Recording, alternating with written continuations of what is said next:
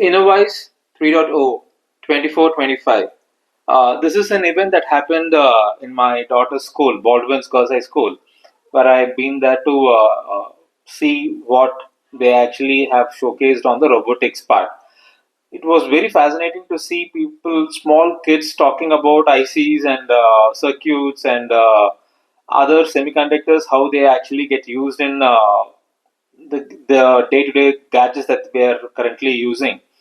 And the way they actually confidently talk about that was actually a little overwhelming for me.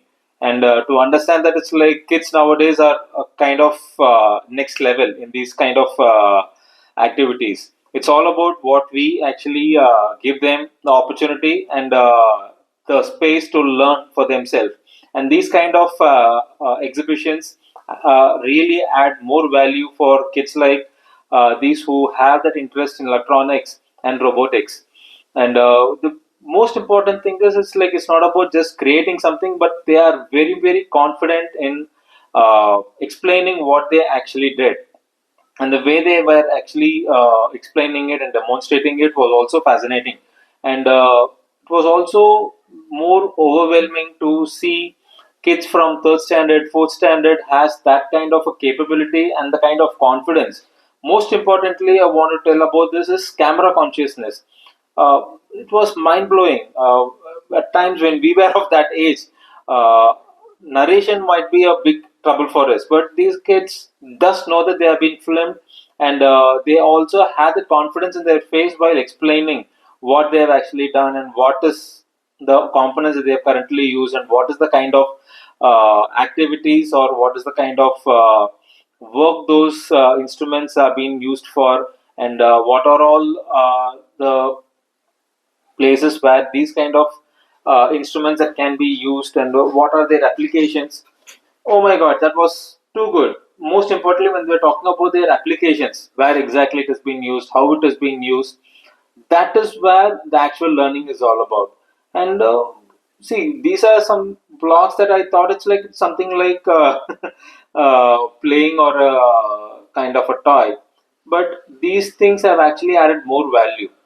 And this young lady, the way you need to see her, how she was explaining how this 3D pen was actually working, and also not just the pen, but they also had the demonstration of a working 3D printer, which they also showed a kind of a eagle that was being printed, which was as good as a real one, which will come in no seconds.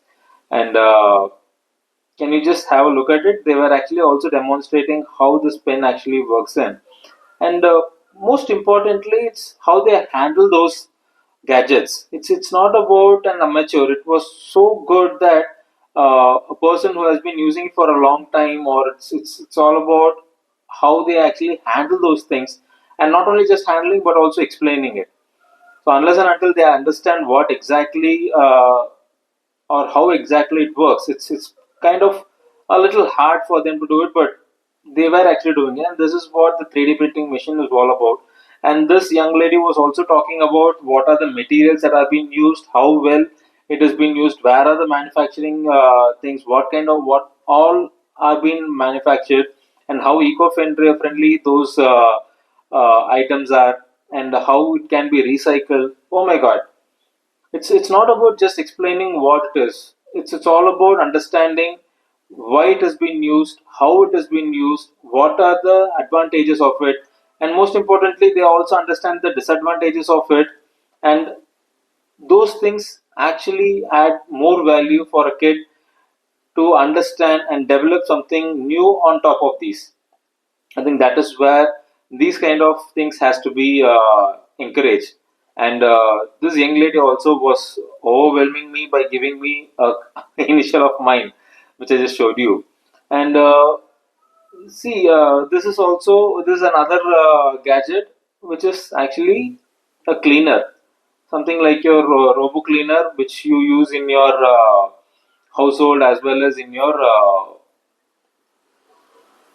hospitals and stuff.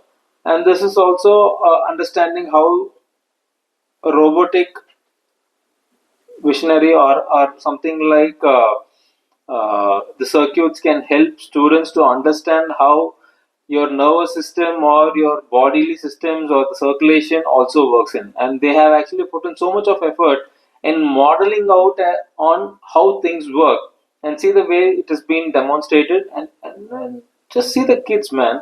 Oh my god, they are just third and fourth standard, and they have so much of confidence in explaining what exactly happens and how things are working live. That's very important.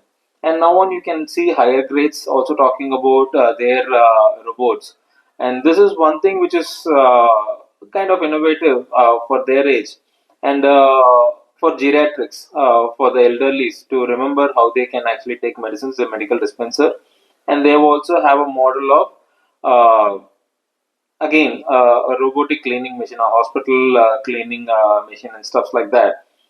And this is again a kid has actually modeled out a toll gate, not just about the RFID, which is currently used, like the FASTags, where it's only for detection, but they also have added more value on understanding how this particular toll gate's activity can be increased, because they were saying that it's like every time the RFID is getting scanned and then you get an alert message and then it gets open, it also kind of makes a traffic congestion. But they have come up with another idea of using RFIDs so that they can also have more information on the tolls activity. Say, for example, how much time a particular vehicle has been scanned, what is the kind of money that has been taken off, and with those data, what best can they do, and things like that. It was fascinating. It was overwhelming, guys. And they were also, and another team was also explaining how they can actually reuse the water. Some were working on how robotics can be used in agriculture. Most importantly, some kind of a robots were being designed in such a way that it's like how in extreme conditions robots are being used, and sensors. Oh my god, this is something that I myself was getting a little overwhelmed the way they were explaining. In a chemistry lab, if there is a gas leakage, how those sensors can be utilized in such a way that it's like if it is a harmful gas that is getting emitted, an automatic shutdown system or an alarm system is being designed by them, which is, say for example, it's not only for a chemistry lab, but these kind of activities can be used in household also. Like for example, a gas leak which is happening in a kitchen, which pretty recently happened in Bangalore, where there was a gas leakage and there was a blast in the morning, and many of them were injured, and a guy also lost his life. These kind of innovations will also help reducing cost of these kind of alarms and the wide usage of it. And this is one thing which I was also a little enjoying looking at it, because this is something that was being developed by a student for monitoring the students in a classroom. Say, for example, when a class teacher is not there and kids go haphazard, and they started enjoying and shouting. So, this robo is being created in such a way that it actually travels on the corridor, and it is also, say for example, voice controlled, and it can also sense the sound, and depending upon the set levels, this robo actually uh, s- tells, or it actually voices out to be silent to the to students, and also sends an information system to the class teacher or to the HOD of that particular department. And these kind of display systems are also being added to it, as which corridor they are in, what classroom it is getting into, and how it is actually getting sensed, and stuff like that. I think these are some kind of innovative stuffs that we have never even thought about it. And this is a model of BGHS, which is our Baldwin's Girls High School, and they have actually modeled a robotic system for automatic open and closure. And as and when you actually the standard increases, the output also increases. Now you can see a kind of a spider robot which has six legs, and they said it's actually for entertainment purpose, but the usage of this can be of varied. systems. Say, for example, for surveillance, for say, for example, not just a plain surface where a two-legged or a three, four-legged robo might actually get say lose its balance, but a six-legged one does not lose, and kind of how healthy it can be for surveillance, and it also can be used as a toy for entertainment purpose and stuff like that. I think these are things that it's like it was very nice to see that it's like students of seventh standard and eighth standard, they are able to do it by using multiple motors, multiple handles, and most importantly, it all gets connected to an Android system, and they actually control these through an Android phone. That's even more working. And see the robot. It's not a off market bought robot here. These are things that have been created by students of seventh and eighth. Can you believe it? And now we also see another a dog model, which now most of the companies, and pretty recently I also saw robotic dogs are going to help our Indian Army for say landmine detections and stuff like that. And when bigger scientists are working on it, I could see small kids are able to recreate those kind of activities with ease. That's the power of technology, man. And most importantly, how well it has been learned, and at the same time it has been utilized. And when this lady was actually explaining how this particular crane system, a robot embedded crane system, works in extreme conditions, uh, more than creations, it's all about understanding the utilization of these robots, and the applications of these robots, because that is where it will actually help you more. And this is even more fascinating. A robo which has been created for power generation, and this can be utilized on oceans, seashores, where you can see a lot of wind and tides. And using the natural source of wind and tides, they have turbines, they have fans that actually rotates, and in turn, the mechanical energy gets converted to electrical energy. Just see, for me to give you an example itself is taking a lot of time.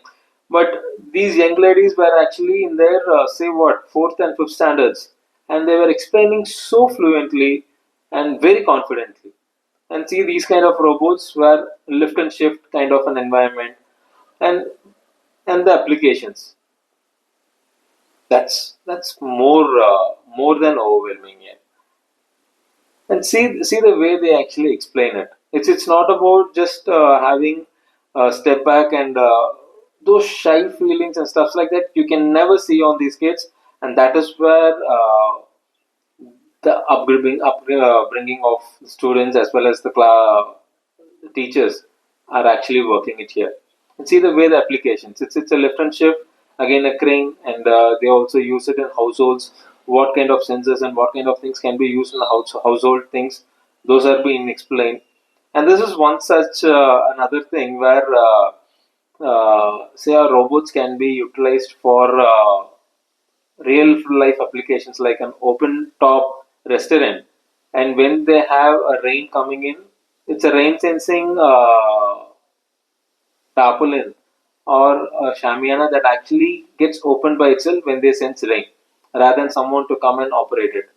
And this is kind of an self-explanatory stuff wherein why only automated cars? We will have boats and some recreational stuffs, not just modeling them, but also understanding how well recreation stuffs can also be monitored and considered to be robots. And this is something another point of itself. It's a timer, or I could say that it's a kind of a stopwatch, which is we nowadays use it in mobiles, but a small lady has actually created by herself. And now you are going to witness how the most important thing is coming up: how a helicopter is being created by a kid. When we were kids, we were just pestering our parents to buy something like this. But these kids are more fascinating. Say that it's like you get me the items, I'll create my own. And this is kind of another gaming thing wherein it's like you kind of understand kind of a lucky draw, or I would say the casino stuff wherein there is coins and points inside, and when you find out which one it is, you get it. And I became a little lucky. On the first go, I was able to find it out. And here again, something of the same gaming things, wherein you have a control, wherein it's like the speed of the light was not very high, so I was able to again nail it. They were asking me to stop the running when it comes to the red light. Yes, bingo.